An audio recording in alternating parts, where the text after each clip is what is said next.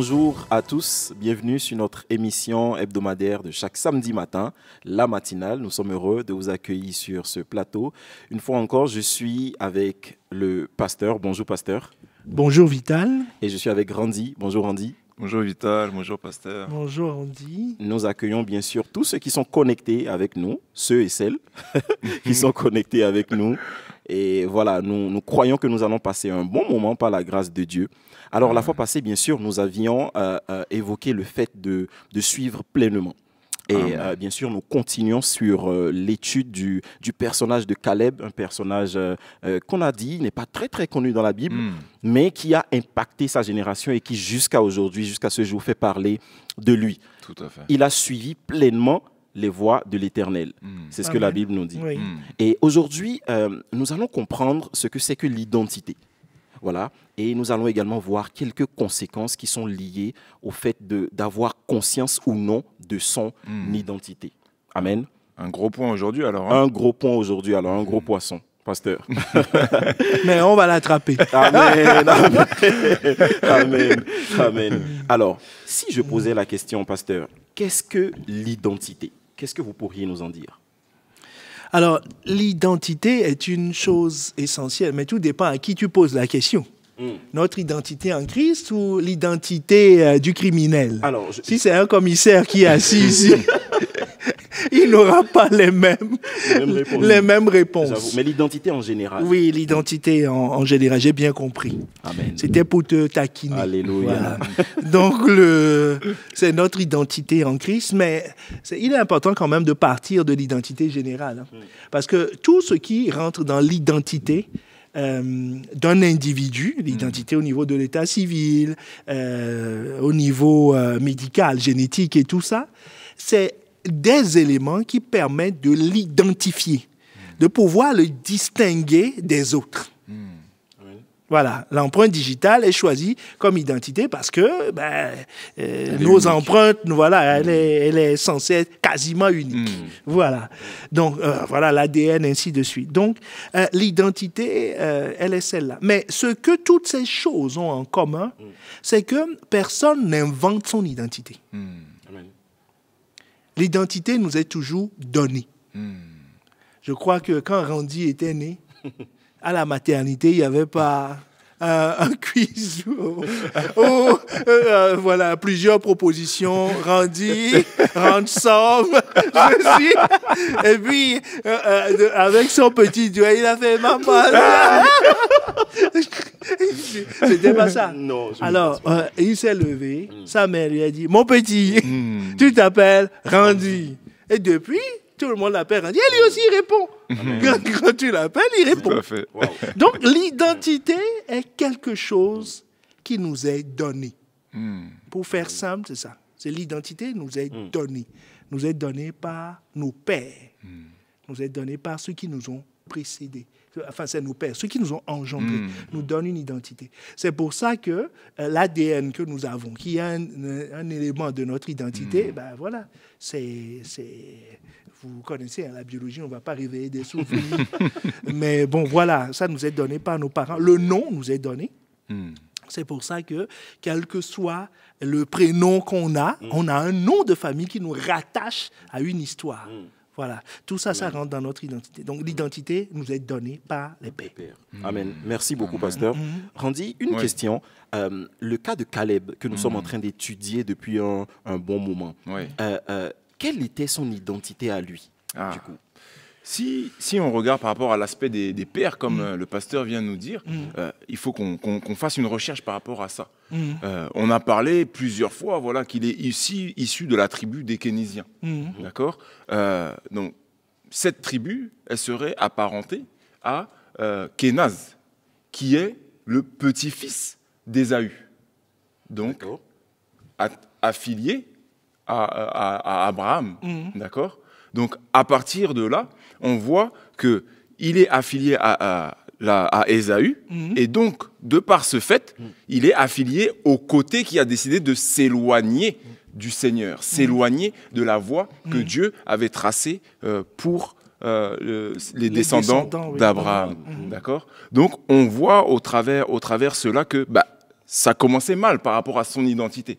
Parce que, forcément, s'il suivait l'identité que ses pères lui ont donnée, bah, il est écarté de la voie du Seigneur. Il D'accord. devait être le chef de file de ceux qui disent de ne pas rentrer dans Canaan. Voilà. C'était la C'est ça. destinée à laquelle il était programmé, en C'est fait. ça. Voilà. C'est ça. Donc, si je comprends bien, de façon naturelle, Caleb est issu, serait issu de Ésaü, en fait. C'est ça. Voilà. D'accord. Mais comment a-t-il fait pour se retrouver voilà, quelle est son identité selon Dieu? Mais là, on le retrouve parmi ceux qui ont été envoyés à Canaan pour voir la terre promise. Mais quel est le processus? Comment s'est-il retrouvé là-bas? Mais, comme on l'a dit, ces tribus-là, dont ferait partie Caleb, ont été rattachées à la tribu de Juda. D'accord? Et Juda a reçu des paroles de bénédiction de Jacob. Donc, Juda a également un père, qui est Jacob. Et ce père a également déposé des paroles pour la vie de cette tribu en particulier. Et on le voit dans Genèse 49 au verset 8, où si on voit juste le verset 8, où il est dit « Toi, Juda, tes frères te loueront, ta main sera sur le cou de tes ennemis, les fils de ton père se prosterneront devant toi. » Et quand on voit cet aspect-là, on voit tout de suite que Caleb a vécu cette vie-là. Ça a été son partage. Donc, il a décidé de s'éloigner de cette apparenté qu'il pouvait avoir avec Ésaü pour suivre pleinement la voie de son père Jacob. Et donc Abraham et donc Dieu. Donc, en fait, par rapport à ça, il y a plusieurs personnes qui ont été intégrées dans le peuple de Dieu. Nous avons Rahab, La prostituée. la dont on prostituée, parle. voilà, de Jéricho, Oui. qui est une des grands-mères de Jésus. Tout à fait. On a Ruth. Oui. On a d'autres personnes. Je ne sais pas trop quel est le... c'est un sujet intéressant à étudier. La mère de Salomon. La mère de Salomon, puisque la lignée, la descendance de Jésus, enfin, la lignée de Jésus passe par elle. Bathsheba. Voilà, par Bathsheba. Bathsheba est mariée à Uri.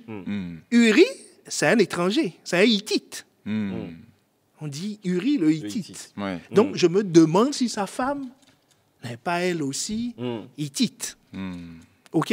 Donc, il y a eu plusieurs personnes qui ont été intégrées au peuple par choix. Mais cette intégration, c'est une alliance, en fait. Et cette alliance, ce n'est pas Caleb qui l'a fait.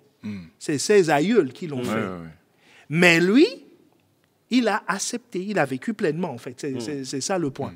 Donc, c'est à la question comment ils se sont retrouvés au milieu. Oui, c'est une alliance qui a été faite, comme les Gabaonites, par exemple. Voilà, se sont retrouvés au milieu du peuple d'Israël. Donc, pour rattacher ça à ce que vous aviez dit au départ, pasteur, c'est que le choix n'a pas été fait par Caleb là. Non. C'était plus haut, c'était bien avant lui. Oui. Donc, lui, il a été rattaché, il a juste accepté. Il a juste accepté. Donc, avant, donc, comme rendu à la maternité.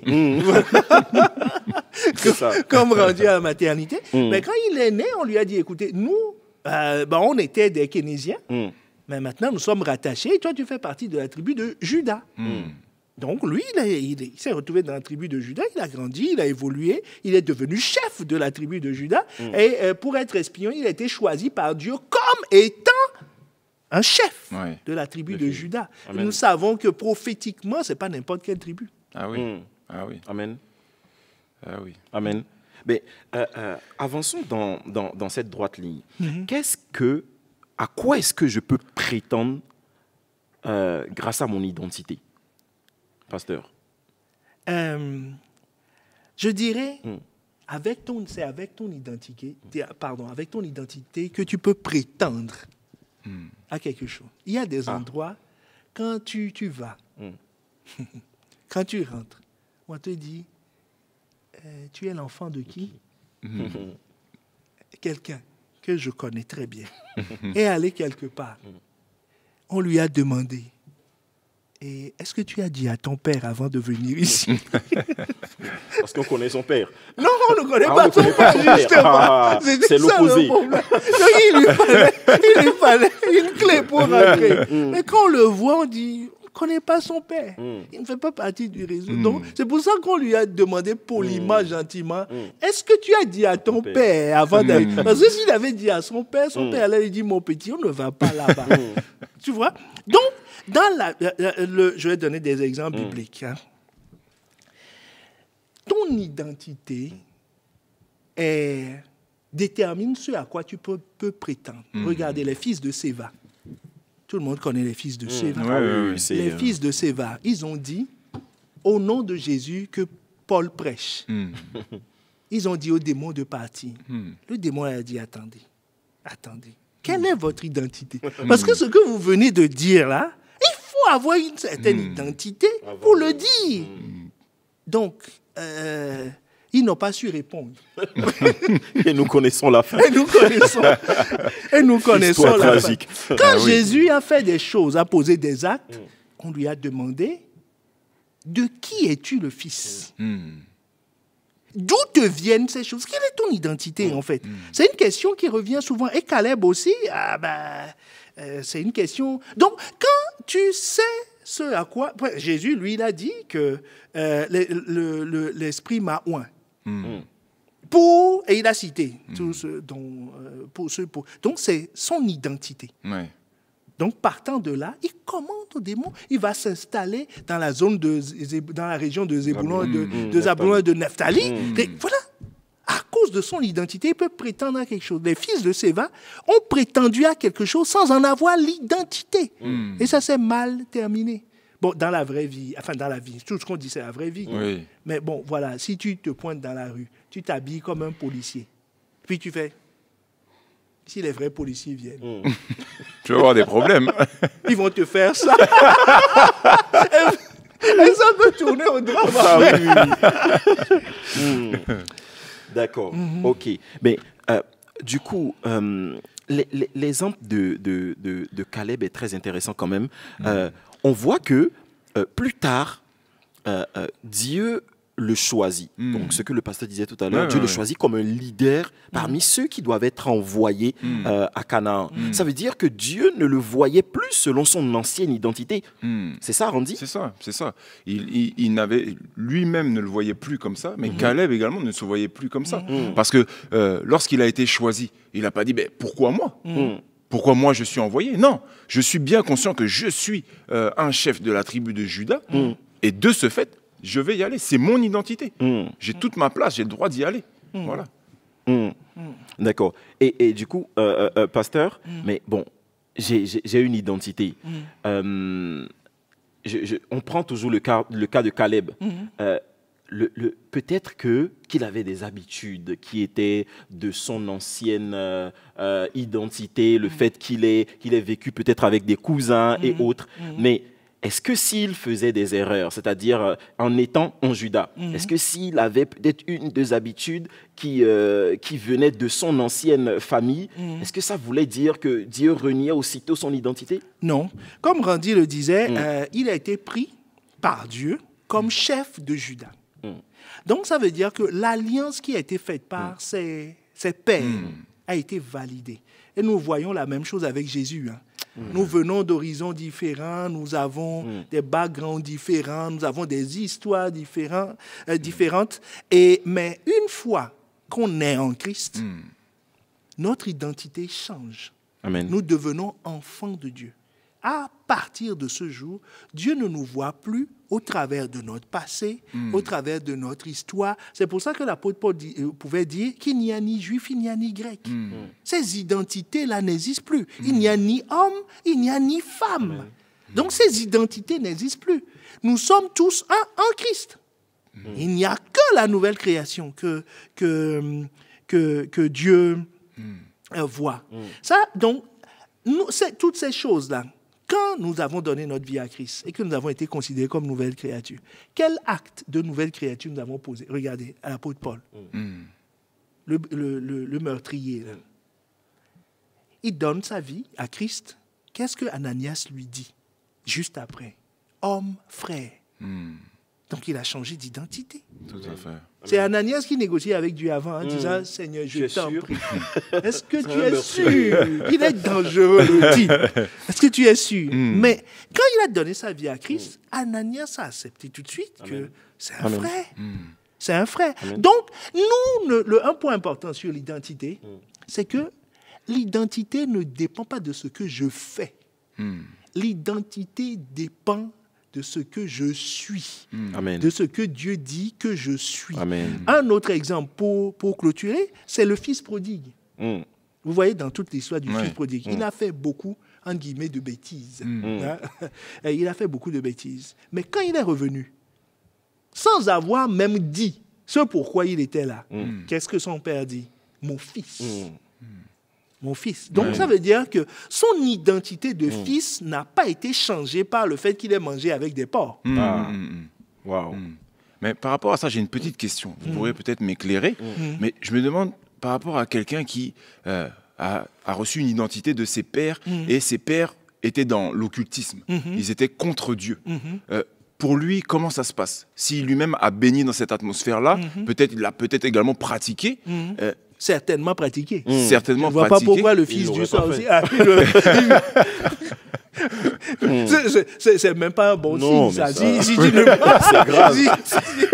Il ne serait pas appelé fils. Voilà, tu ne serais pas appelé fils. Tout à fait. Bon, je reformule alors. Oui. Il aurait également pratiqué. Dans ce cas-là, pour lui, comment ça se passe? Est-ce qu'il a droit à cette même chance de pouvoir avoir une nouvelle identité? Bien sûr. Mais la question, c'est... De qui tiens-tu ton identité? C'est le point que Dieu soulève. Oui. Nous tous, nous avons des pères. Nous avons une famille. Voilà. Mais nous avons un Père dans les cieux. Jésus a tranché cette question. C'est un point très important que Randy est en train de toucher. Parce qu'on a posé la question à Jésus. On lui a dit, alors qu'il parlait à des disciples, que sa mère, on n'a pas dit son père, que sa mère et ses frères le cherchent. Jésus a dit quoi? Il a fini ce qu'il avait à faire. Il a dit, écoutez, ma mère, mes frères, mes sœurs, c'est ceux-là qui écoutent. Donc, nous tous, nous venons de backgrounds différents. Nous avons une famille naturelle. Mais Jésus, par cette réponse, nous montre que la famille spirituelle est supérieure à la famille naturelle. Amen. Et notre identité ne dépend pas. Donc, le fils du sorcier, en rentrant dans la famille de Dieu, Dieu devient son Père. C'est pour ça que Jésus dit de prier notre Père. Si Dieu devient son Père, l'identité, ce que Dieu dit de lui, est supérieure à ce que son Père dit de lui. Amen. Amen. Amen. Merci beaucoup pour cette explication, pasteur. Alors, mais... vous aviez dit quelque chose tout à l'heure, je ne sais plus trop si c'était Randy qui l'avait dit, mais il était dit que Caleb a accepté son identité. On l'a tous dit. Vous l'avez tous dit, je pense. Je pense que moi aussi, je l'ai dit d'ailleurs.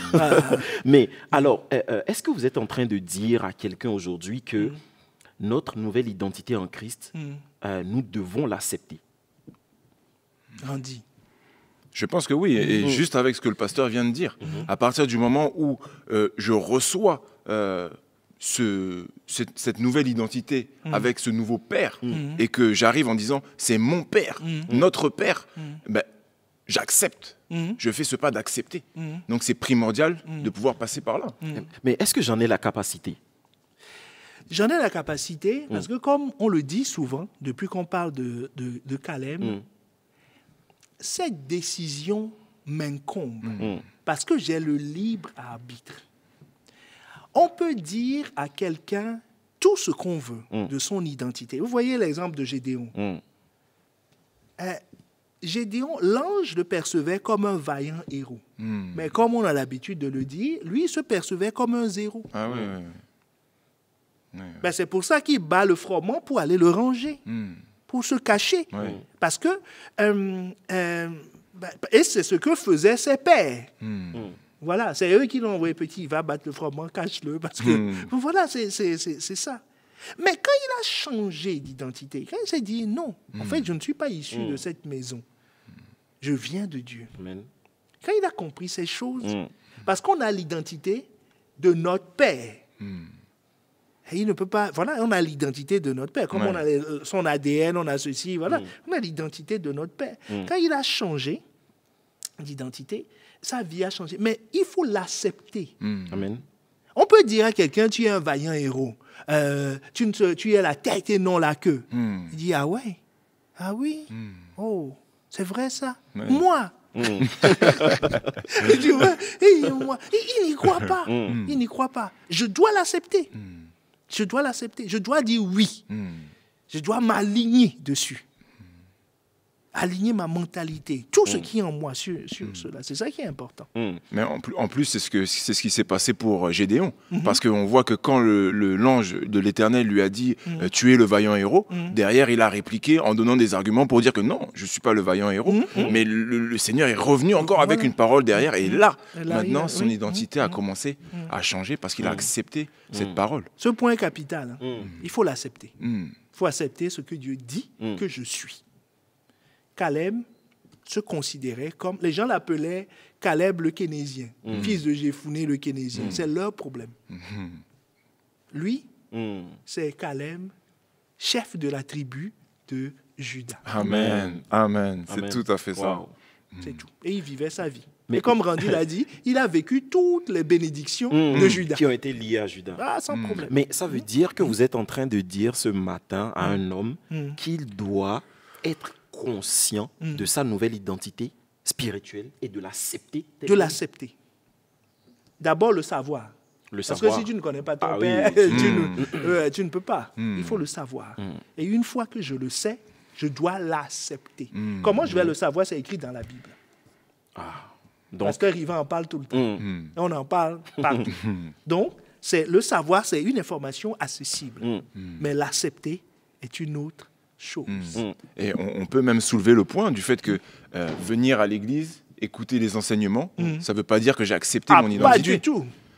Voilà. Pas du tout. C'est important de se dire que si je veux vivre pleinement la vie que je vois mes frères et sœurs vivre, je dois accepter pleinement. Et puis, je dirais aussi chanter et danser. ne te fais pas accepter. Tu peux chanter à longueur de journée. Il y a un chant sur Abraham, la bénédiction d'Abraham. Voilà. Bon, j'ai oublié. Voilà. Je chante. La bénédiction d'Abraham. Tu danses. De tout ton cœur. De tout ton cœur. Tu transpires.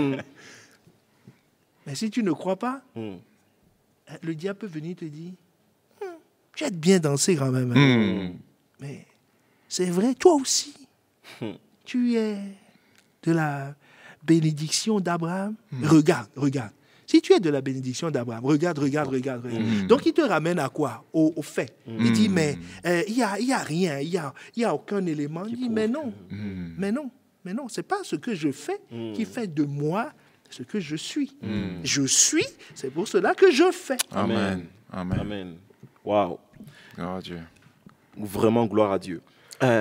Ton identité va donc déterminer ce que tu vas faire, si j'ai bien compris. Mais quel est au juste ce que Dieu avait dit sur le peuple auquel Caleb a été rattaché, c'est-à-dire le peuple de Juda? Oui. Dieu avait bien sûr prononcé des paroles sur ce peuple de Juda. Je crois que c'est Randy le spécialiste de Juda. Totalement. Alors Randy, dis-nous un peu. Ok, donc... Il connaît toutes les promesses de Juda. En tout cas, il est important de retenir les promesses. Les prophéties qui nous ont été données, il faut les saisir. Et oui, il est vrai que sur Juda, il a été mis des grandes prophéties, dont le fait que, on l'avait vu dans le passage Genèse 49, versets 8 à 12, que ta main sera sur le cou de tes ennemis. Les fils de ton père se prosterneront devant toi. Donc, la tribu de Juda est élevée encore parmi les autres tribus. D'accord ? Juda est un jeune lion. Voilà. Tous ces aspects-là nous permettent de voir ô combien la tribu de Juda est spéciale. Et quand on continue à lire, on voit même, on nous montre que le Messie sortira de cette tribu. Amen. Si je prends juste le verset 8, il est dit « Ta main sera sur la nuque de tes ennemis ». Mais on a juste l'impression que ce sont ces paroles-là qui ont portait Caleb et qui lui donnait la force de pouvoir dire, mais ce peuple, cette terre que Dieu nous a promise, nous pouvons la prendre. Est-ce que c'est bien ça? C'était ces paroles-là qui fonctionnaient? Tout à fait, tout à fait. Ça veut dire que, en fait, pasteur, ton identité, ce que tu as reçu, en fait, détermine ce que tu vois. Ce que tu vois. Si tu en es conscient. Si tu en es conscient. Si tu l'as bonne accepté, précision. ben, tu vois. C'est pour ça que tu vois, au cours de sa vie, comme lui, il en était pleinement conscient. Il avait accepté cette identité. Ses ennemis, eux, ne le savaient pas. Tu vois, les géants de Canaan, là, ils ne savaient pas que le gars, il voyait clair dans son identité. C'est pour ça qu'il est taillé en pièces. Même à 85 ans, le gars, il se lève, il dit, mais je m'ennuie. Il n'y a plus d'action ici. Il n'y a plus d'action ici. Pourquoi? Parce qu'il se souvient que dans son identité, quand on s'appelle chef de la tribu de Juda, quand on vient de cette tribu, il faut avoir des ennemis. Sinon, comment ça va s'accomplir? Tout à fait. On dit ta main sera sur la nuque de tes ennemis. Donc, il te faut des ennemis. Il te faut des ennemis. Aïe, aïe, aïe. Donc, de temps en temps, il sort, il fait le tour. Il dit, il n'y a plus d'ennemis ici. Donc, quand tu es conscient de ton identité, quand tu vois, par exemple, dans notre identité, ça, c'est une parole qui a révolutionné ma vie. Amen. Quand tu vois les serpents, Jésus nous a donné une consigne claire. Il dit, mes petits, vous, quand vous voyez les serpents, c'est une indication, on dit vous marcherez sur les serpents. Donc si tu ne sais pas où aller et que tu vois un serpent, c'est une indication que c'est dans cette direction qu'il faut aller. Parce que tu dois marcher dessus. Aïe, aïe, aïe, aïe. Waouh. Amen. Tu vois, c'est l'identité. Quand tu es conscient de ton identité. Alors que quand tu ne le sais pas, quand tu vois un serpent, tu fuis. Mais quand tu es conscient de ton identité, que mon père a dit, nous marchons sur les serpents, sur les scorpions. Donc quand tu vois un serpent, tu dis, viens par là. Aïe, aïe, aïe. Je marche sur toi. Je marche un peu sur toi. Amen. Amen. Amen. Voilà. Wow. Amen. Mais également, on voit, on dit que Caleb avait la même vision que Dieu. Parce que Dieu voulait que le peuple d'Israël prenne possession de cette terre promise. Ça veut dire que quand on est pleinement conscient de son identité, on a la même vision que Dieu. C'est bien ça? On a la même vision. Et comme on l'avait dit précédemment dans la dernière émission, on suit pleinement la vision de son père. Donc forcément, si Caleb a comme père Dieu, il suit parfaitement ce qu'a dit le père, la vision qui a été donnée, il la suit parfaitement. Amen. C'est pourquoi il n'a pas eu peur des géants, des Anakim, etc. Il les a même réclamés. 45 ans plus tard, il a dit, je veux ces géants-là. Wow. Et Jésus avait manifesté la même chose dans Luc 2.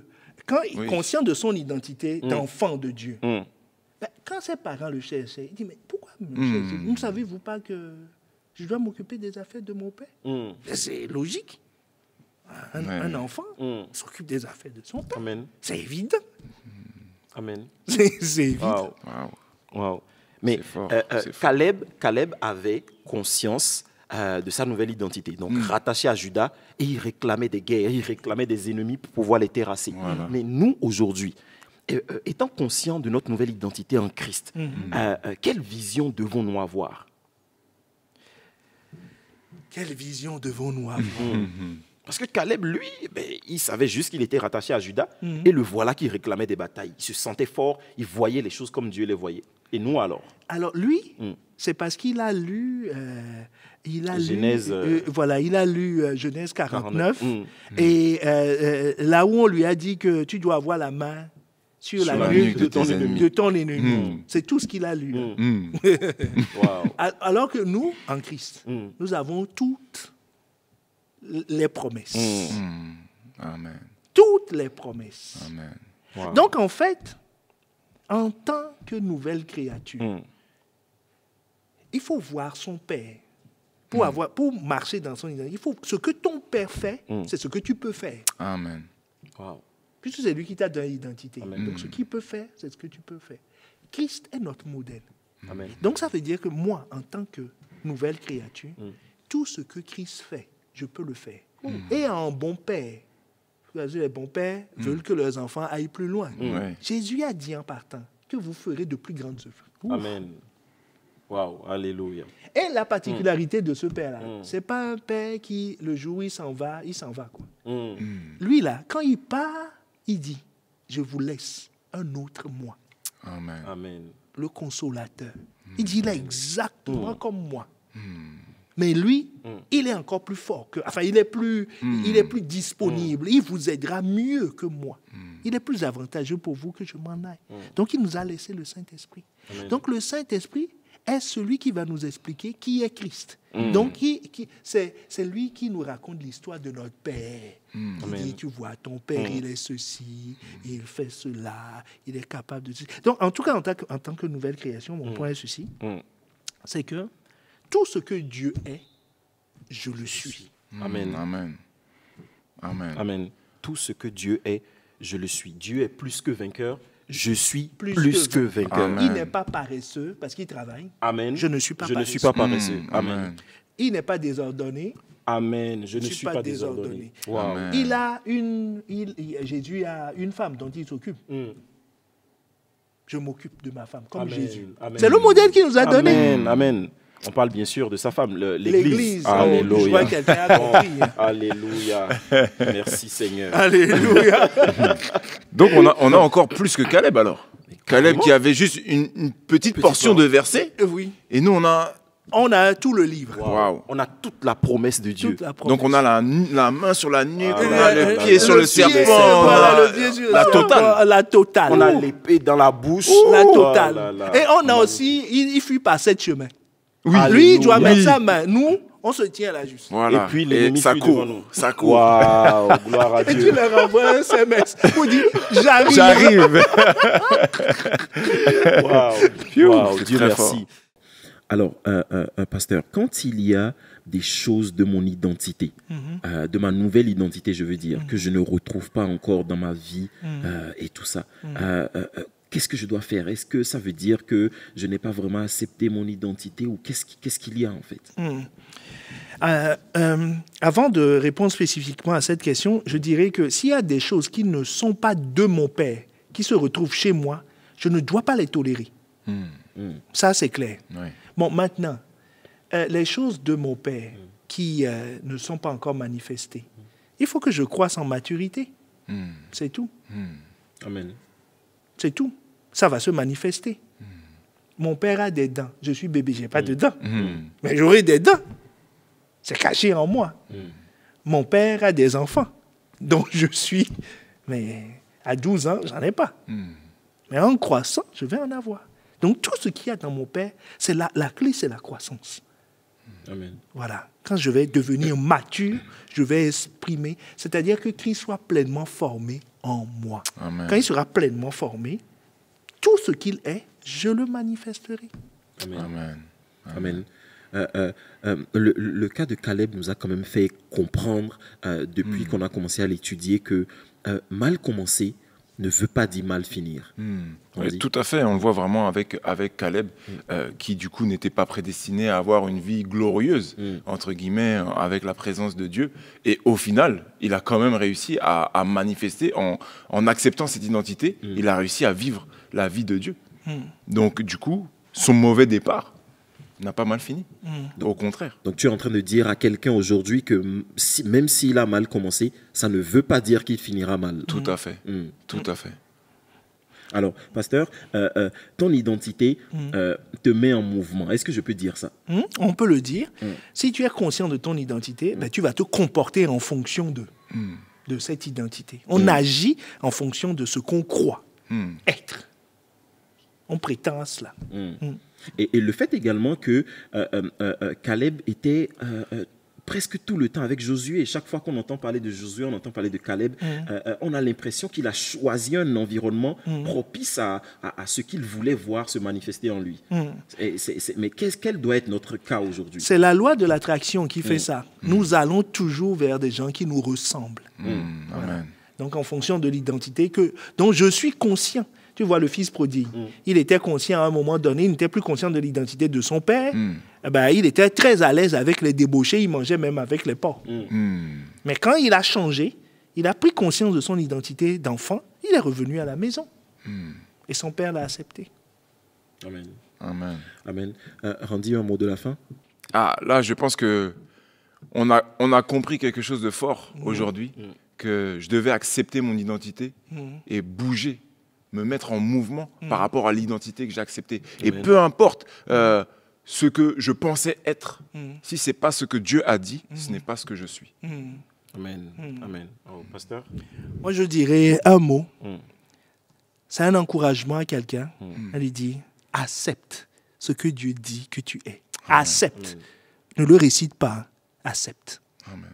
Accepte-le. Amen. Wow. Et pasteur, vous pourrez peut-être prier pour la fin, du coup.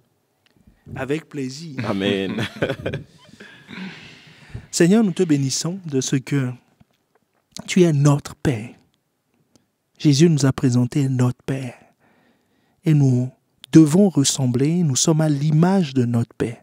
Seigneur, je prie pour un homme qui entend cette émission afin qu'il accepte ce que tu dis, qui considère que ta parole est vraie. Comme le modèle que tu nous as donné, que tu nous as montré. Il s'appelait fils de Jéphuné le Kénésien. Mais toi, tu as dit qu'il fait partie de la tribu de Juda. Et il a accepté, et il a vécu. Ce sera le témoignage de mon frère. Dans le nom de Jésus. Ce que tu as dit de lui, il le vivra entièrement, totalement, pleinement. Dans le nom de Jésus, nous avons prié. Amen. Amen. Amen. Nous Amen. acclamons le Seigneur pour ce Gloire à Dieu. magnifique moment que nous avons eu. Merci, pasteur. Merci, Randy. Et merci à tous ceux qui se sont connectés ce matin et qui vont se connecter plus tard pour suivre cette émission. Nous vous souhaitons une très belle journée et que Dieu vous bénisse à samedi prochain. Amen. Amen. Amen.